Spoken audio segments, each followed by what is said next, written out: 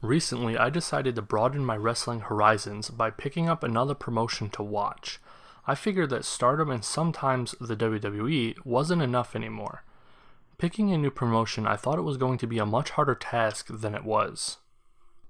I think I got lucky, and the first one I tried turned out to be very interesting. I'm obviously talking about Tokyo Joshi Pro Wrestling because I assume all of my viewers know how to read because I put the name in the title of the video. The main reason I haven't watched any other Japanese promotions was because I didn't think I would be able to get invested without knowing the storylines or knowing what any of the wrestlers were saying at any given moment. Well, I still believe that, but I think this promotion is going to be an exception for me. While I do still wish I could understand what they are saying, I find the wrestling and comedy enjoyable. I figured I would make a video talking about some of the opinions I have developed about this promotion after watching every show from the beginning of January of this year to present day of the time of writing this script. I don't really plan on making too many videos about this promotion. I might not even make another one at all, but since switching my channel from a Let's Play focused to videos about Stardom, I told myself that I would talk about anything I wanted and not worry about the views. So, with this video, I'm putting that to the test to talk about something other than Stardom. I will split this video into what I like about the promotion and what I don't like, with the negatives coming first so we can end the video on a positive note. For the negatives, I'm going to be talking about 3 main bullet points.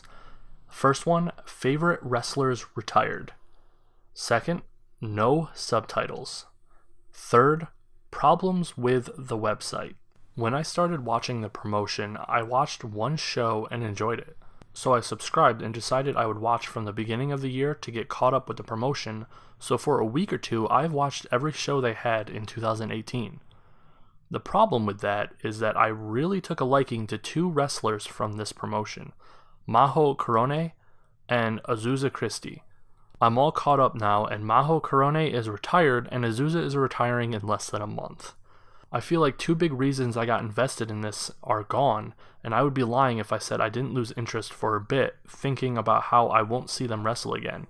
They were, in my opinion, the best part of this promotion from what I've watched so far.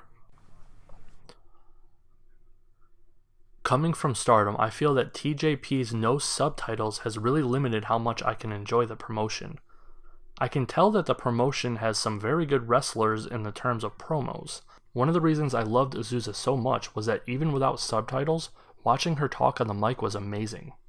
They clearly have some very entertaining people working for them, so it's obvious why I find not being able to understand what's being said or going on a bad thing. I've said this with Stardom before, but without the story, wrestling just isn't as interesting to me. I have a feeling that if TJP was subtitled, I would probably like it a little more than Stardom, even though Stardom is clearly superior. I know the website isn't really made with English-speaking people in mind, and that's okay. That's not the problem I have with it, even though it causes a lot of frustrations. A minor gripe I have is that translating the Japanese is pure garbage. I don't think I've had it say the correct name for a wrestler more than once. Like I said though, not really their fault.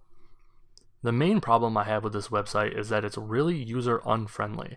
I don't know if Japanese sites have different standards than, American ones, but I find it confusing on some of the choices. The first problem is that you cannot open any link on the website in a new tab. When you right-click, there is no Open in New Tab setting. Holding Control and clicking also does not open the link in a new tab.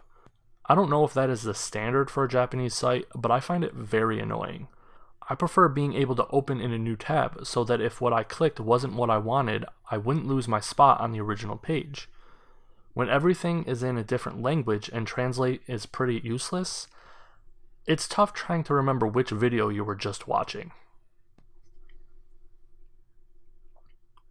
The second problem is with how they have their video order. There are old videos of events from years ago littered throughout the list. You could be looking at a show and the next video is from 2014 and then back to present day again for the next video. It's very confusing when you are trying to watch the matches in order. The third and final problem I have is that their video player sucks. It's one of those where you can't control the video resolution, When watching it, I have had times when the audio would desync from the video and there's nothing I can do about it.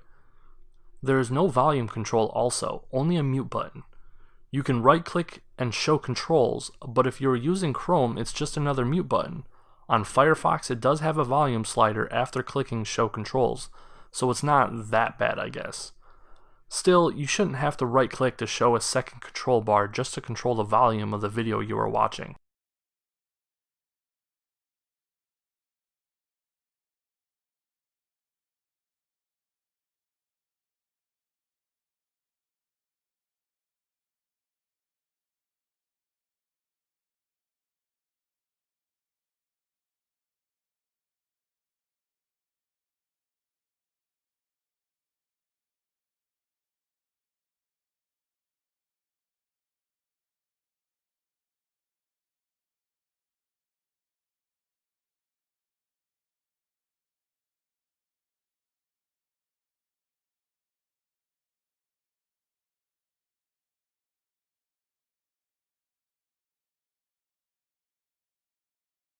Now, while I do have some problems with the promotion, it isn't all bad. For me to have kept watching, the positives would have to outweigh the negatives, obviously. Well, TJP definitely has better positives than bad negatives in my opinion. Here are the main things that I find make TJP worth the subscription. Charismatic wrestlers. Decent wrestling. Just enough comedy. Good belt ratio. Idle focus. And show schedule. One of the things I've noticed a lot about this promotion is that it has some very charismatic wrestlers. Almost everyone on the roster is unique and fun to watch.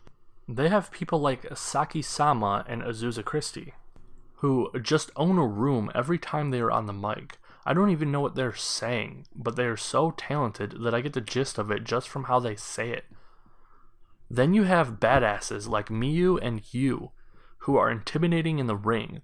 Everything about them screams dangerous to wrestle, with Yu having more of a silent killer feel and Miyu acting like the queen she is. Then you have the comedians, with Hyper Misao and Maki Ito, with Hyper being the obvious comedy wrestler of the promotion, with her villain who thinks she is a superhero gimmick. I don't know if Maki is supposed to be a comedy wrestler, but I laugh so hard watching her. The juxtaposition of the idol girl image mixed with her delinquent personality is hilarious. There is no shortage of entertaining wrestlers in this promotion. Two of my now favorite wrestlers are from this promotion, Maho Korone and Azusa Christie. Now, this one took me a while to appreciate, because the wrestling compared to Stardom is for sure not as good. I felt like I was unfairly criticizing the wrestling because I was comparing it to Stardom. I realized that while TJP didn't have as good of wrestler ability-wise, it doesn't mean they weren't good. They still had some pretty amazing wrestlers in my opinion, like Miyu Yamashita, Raika Saiki, Shiki Nakajima, Yuka Sakazaki, and Yu. These women are honestly really great at wrestling, and the only one I left off my list was Maho Korone.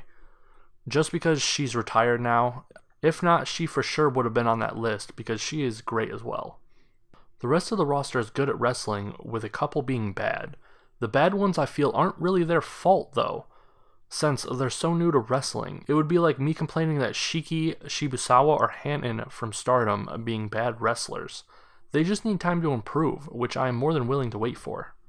Now, TJP was pretty weird for me because it seemed way more goofy than Stardom, so I wasn't sure how to feel about it at first. With there not being any subtitles, half of the funny gets lost. Well, this is the positives list, so how is this a good thing? It's a good thing because there is enough comedy from facial expressions, physical gags, and reactions that it kind of makes up for not understanding what everyone is saying. Maho Korone and Maki Ito are hilarious. Their physical comedy is top-notch, and could turn a terrible match into a must-see in my opinion. Comedy itself, though, could be a bad thing if it is overdone. I like wrestling, and I find that some comedy here and there is actually a benefit for the overall experience. I think TJP uses just enough comedy but not too much to feel overplayed. This is one thing that I feel TJP might have one up on Stardom. TJP has close to the same number of people on their roster as Stardom does, but while Stardom has 5 singles belts, 2 belts for the tag teams, and 3 belts for the 3-person team, TJP has only a single belt and a tag championship. I would rather have not enough belts than too many. It feels like holding those championships is special. Out of close to 20 wrestlers, only 3 get to stand above the rest. I'd much prefer only having that many people holding a belt instead of almost half the roster. TJP seems to focus a lot on having idols be a part of the experience. They regularly have 2 separate song performances in each show, with their own wrestlers singing them themselves. The Up Girls have more of a traditional idol feel with an upbeat, catchy song. The Up Girls are made up of 4 really cute women, each wearing a different color. Purple is Hinano, Miyu is pink, Raku is yellow, and Hikari being blue. They debuted together at the beginning of 2018. Now, while I think it will be a while before any of them are real contenders, with Miyu and Hikari the most likely ones to be great, I think they are there as idols more than wrestlers right now.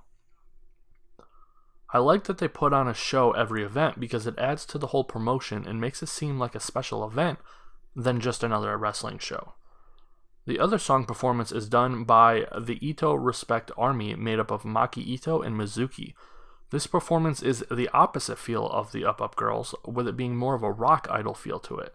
This song does a good job hyping you up for what's to come. Last but not least, the promotion show schedule does not leave you wanting.